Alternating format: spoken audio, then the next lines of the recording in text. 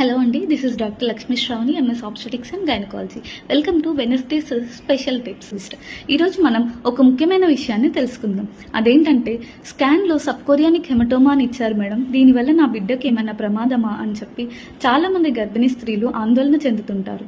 సబ్కోరియానిక్ haematoma అంటే గర్భసంచికు మరియు గర్భాశయ గోడకు మధ్య రక్తం గూడు కట్టుకోవడం. దీనికి ఖచ్చితమైన కారణాలు ఉండకపోవచ్చు. కొన్నిసార్లు మాయ ఏర్పడే సమయంలో కూడా ఇలా జరుగుతుంటుంది. దీని లక్షణాలు ఎలా ఉంటాయంటే, బ్లీడింగ్ అవ్వడము, లేదా కొద్దిగా అప్పుడప్పుడు స్పాటింగ్ లాగా కనిపించడము, కడుపు నొప్పి ఉండడము, కొన్నిసార్లు సాధారణంగా స్కాన్ చేస్తున్నప్పుడు కనిపించవచ్చు.